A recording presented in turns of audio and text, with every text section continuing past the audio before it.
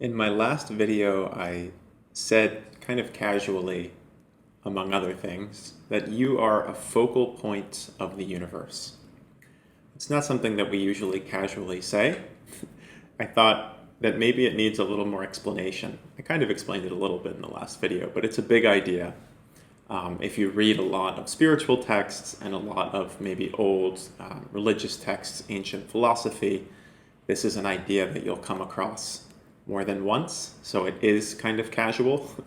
But when you're not constantly immersed in these readings in this world, it's an idea that maybe needs a little bit of unpacking. So I thought I would talk in this video about what I mean when I say that you're a focal point of the universe. So clearly, we are all experiencing different realities. Each of us has our own personal experience of life. We have our own perspective, our own paradigm, often our own identity. This is sort of what makes up the diversity of being human, which is, a deep part of the beauty of being human, is sort of how many different perspectives there are. And it's something that in many ways we've come to respect more in modernity than we had as humans in sort of earlier societies, right? So we've made a lot of sort of social advances, social progress in the modern world with regard to respecting so many different perspectives. And it's something that we're constantly engaged in sort of fighting for or working towards, a world that acknowledges so many different perspectives from so many different people, different paradigms, and respects each one of them as valid. A world that doesn't center around the perspective of one person, like a king, or one family, or one race, or something like that. So we're constantly sort of aiming for a world that validates and acknowledges, respects, includes all these different vantage points. That is beautiful and absolutely important. And at the same time, there's something even deeper happening here, and this is what I mean by focal points, which is that all of these different paradigms, each one of us, all these different perspectives are manifestations of a deeper unity, of consciousness, a field of oneness, you can say. So this is a non-dual perspective. Again, manifestations, that's another word that's kind of, what does that mean, manifestations? So zooming out, you can say that everything that exists, from plants to animals to even inert matter and then people, this is kind of a Hindu or Vedic perspective, but it's certainly how I perceive things, what I observe looking within. All of these different things that we see in our world are creations of this one consciousness, of this one awareness. And they're all temporary creations. Everything is ephemeral. So this oneness kind of creates many, many different things for a period of time, and then they fade away. They decay. They sort of absorb back into this unity of oneness, this divinity, this awareness, this underlying self.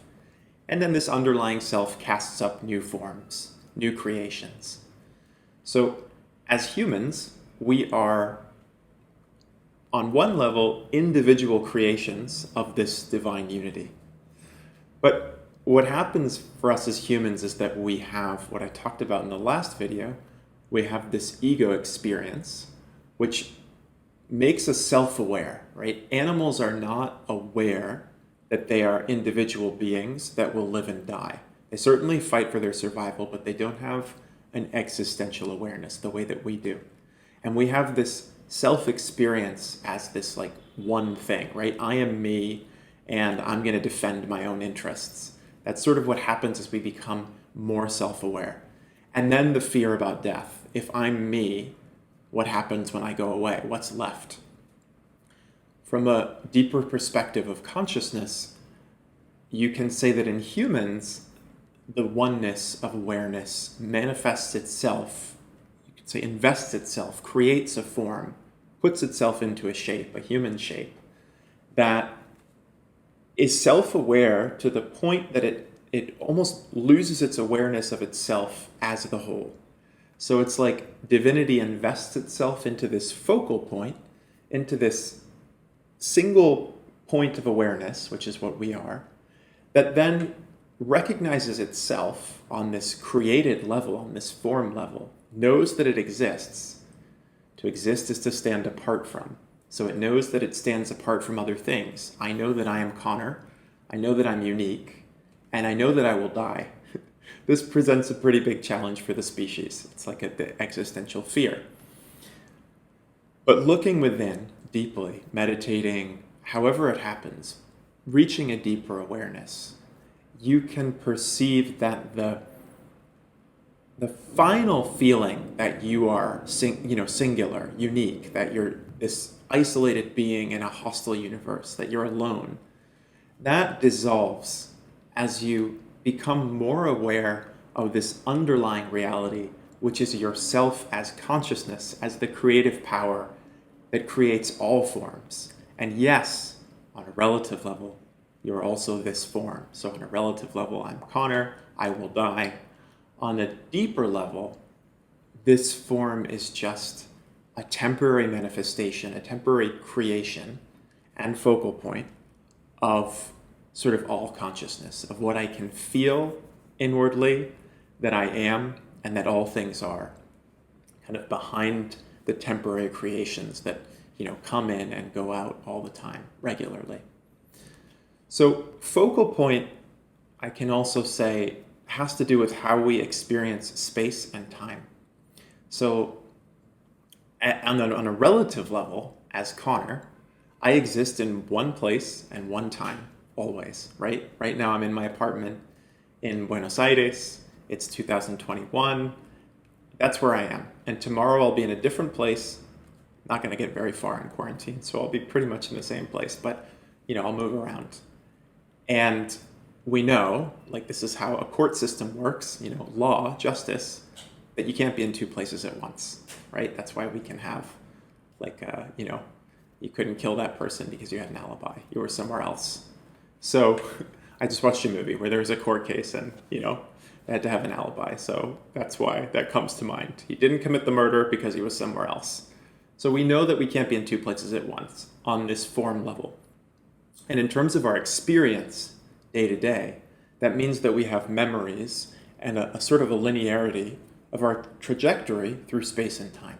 Because we're experiencing, as a focal point of all consciousness, we're experiencing specific things at each time. We're in one place at one time. That's how we perceive reality. It's pretty basic. It's pretty obvious when you think about it.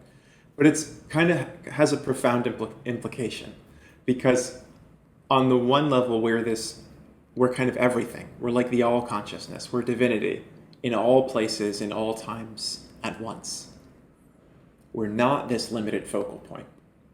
But on another level, we are creations of this focal point that the universe sort of invests itself into, you could say, in order to experience itself more deeply.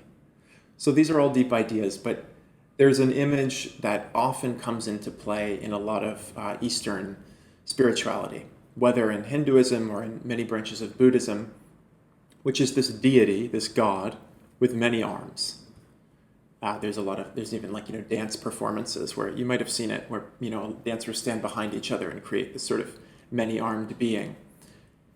And that's a representation of this multiplicity and unity. So the heart, the center, is one being, but it's manifesting itself in all these different arms, all these different focal points of experience. And so we, as humans, and all creations of the universe, are like these different arms. But the being is one. So again, if you look deeply within, if you come to this inner awareness, you can experience, and it's just impossible to completely describe or explain, but you can experience that you are the one being behind all the multiplicity, behind all the forms. And yet at the same time, you continue to be one of its manifestations. Just because I'm aware of my underlying universality, because I experience that atemporal thing, I have some experience of this like timeless, almost spaceless being, divine awareness. I can feel that that's what I am and that it's not kind of bound in space and time.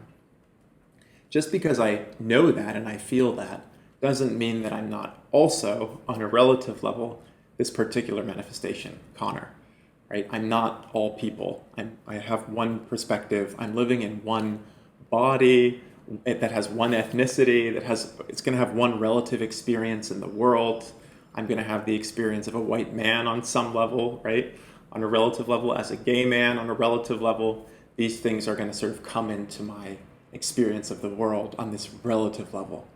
But on a deeper level, I know that if any of us looks within, and finds this inner awareness, there's an underlying universality that transcends all of these particularities, even as you continue to experience reality on a relative level through this particular focal point that you are. And that's what getting past ego is about, which I talked about in the last video. It's about seeing through the illusion of the fixed experience of self, that you're this single thing instead of the whole, right? And as you look through that and experience yourself as the universe, as the whole thing, you can kind of see that you're both at the same time. You're the whole thing, and you're the whole thing investing itself into a particular focal point, sort of a particular creation, which at this time is Conor. That's who's talking to you. That's what I am on this relative level. But there's so much more kind of behind it.